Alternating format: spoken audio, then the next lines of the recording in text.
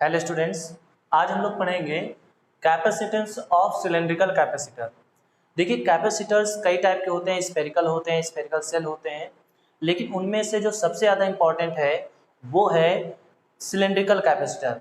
Most of the cases जब हम as a capacitor use करना होता है तो हम सिलेंड्रिकल कैपेसिटर का यूज़ करते हैं। सिलेंड्रिकल कैपेसिटर के वेरियस टाइप्स और उनके कैपेसिटेंस अलग अलग हो सकती है। अकॉर्डिंग टू रिक्वायरमेंट हम लोग अलग अलग कैपेसिटेंस यूज़ करते हैं, अलग अलग उनकी कैपेसिटी के हिसाब से। तो देखिए, ये एक सिलेंड्रिकल कैपेसिटर है जो दो टाइप के सिलेंड्रिकल सेल से मिलकर बना है। एक सिलेंड्रिकल सेल है ए और दूसरा सिलेंड्रिकल सेल है बी। ये हमने एज्यूम कर लिया। सिलेंड्रिकल सेल ए है, इसका रेडियस स्मॉल ए है, और जो सिलेंड्रिकल सेल बी है उसका रेडियस स्मॉल बी है। ठीक है। अब देखिए, करना क्या होता है कि यहाँ पे हमें इस कैपेसिटर का कैपेसिटेंस बताना होता है। तो देखिए, यहाँ पे जो इलेक्ट्रिक फील्ड होगी वो लगातार चेंज होती रहेगी। कहने का मतलब ये हुआ कि जो इसके अंदर खाली स्पेस है, इसके अंदर इलेक्ट्रिक फील्ड वैरी कर रहा होगा। तो फर्स्ट ऑफ ऑल हम लोग यहाँ पे निकालेंगे कि इलेक्ट्रिक फील्ड कितना है। तो इसके लिए हम लोग यूज करेंगे गॉस थ्योरम का। गॉस थ्योरम बेसिकली क्या होता है कि किसी गॉसियन सरफेस से जाने वाला जो फ्लक्स होता है वो होता है Q upon epsilon not, the total charge surrounded by that surface, और 1 अपॉन एप्सिलॉन नॉट टाइम्स। तो देखिए, यहाँ पे हमने सबसे पहले क्या किया, एक P पॉइंट P को एज्यूम किया और इस P पॉइंट से जाने वाला एक हमने गॉसियन सरफेस कंसिडर किया। अब हम यहाँ पे क्या करेंगे, इस गॉसियन सरफेस से जाने वाला फ्लक्स निकालेंगे और उस फ्लक्स के कैलकुलेट करके हम इस P पॉइंट पर इलेक्ट्रिक फील्ड को निकालेंगे। इलेक्ट्रिक फील्ड निकालने का जो बेसिक पर्पज है वो है पोटेंशियल निकालने का, ताकि अगर हमें पोटेंशियल पता चल जाएगा तो C = Q अपॉन V से हम लोग इसका कैपेसिटेंस निकाल सकते हैं। ठीक है। तो सबसे पहले यहाँ पे एज्यूम कर लिया हमने कि P पॉइंट से जाने वाला एक गॉसियन सरफेस है और सिलेंड्रिकल गॉसियन सरफेस जिसका रेडियस स्मॉल r है।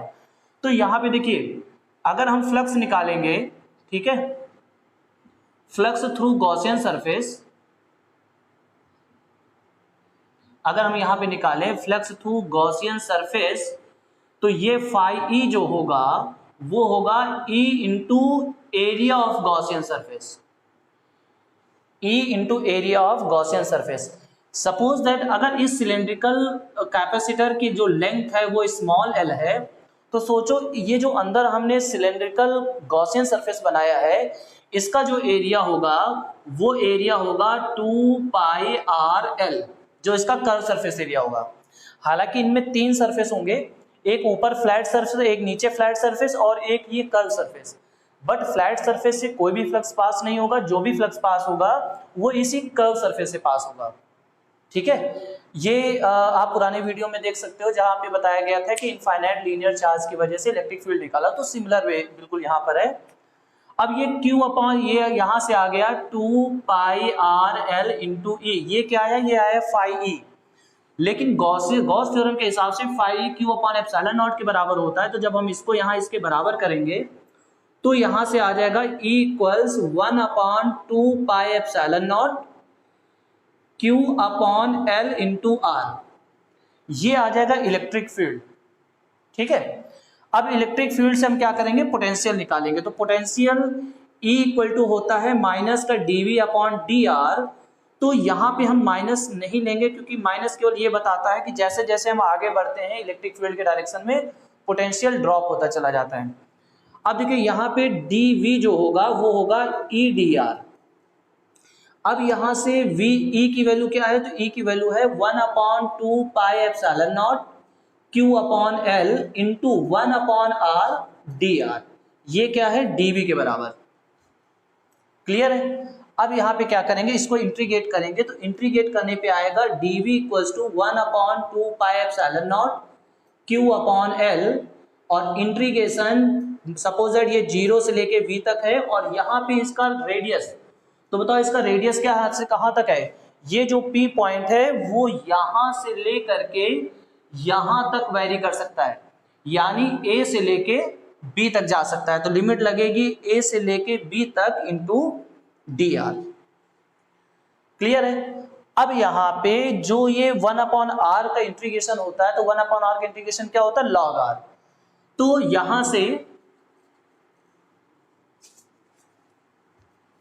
अब यहां से जो ये इसका इंटीग्रेशन होगा, ये हो जाएगा v, और यहां पे आ जाएगा 1/2 pi epsilon not q upon l, और ये आ जाएगा log r और बेस e, और यहां पे लिमिट लगेगी a से b तक, a से b तक।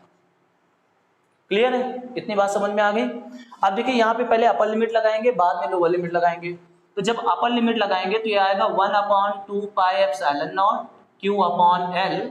अपर लिमिट लगाएंगे तो log b base e minus का log, जब लोअर लिमिट लगाएंगे तो a बेस e, तो log b minus log a, that means log b upon a।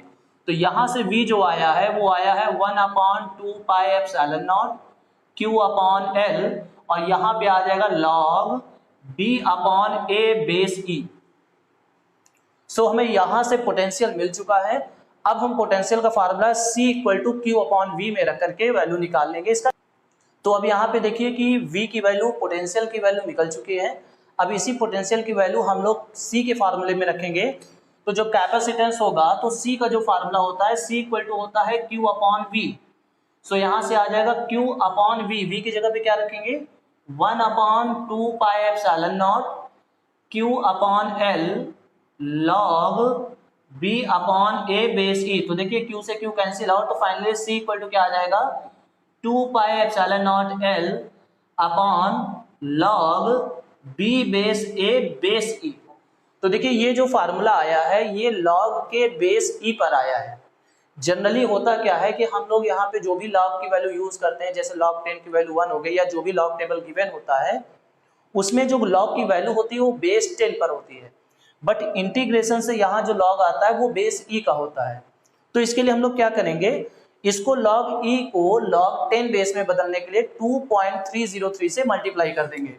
तो यहाँ से C इक्वल टू आ जाएगा 2 pi epsilon not L upon 2.303 log b base a और बेस में 10। तो फाइनली ये फार्मूला इसका आ जाता है।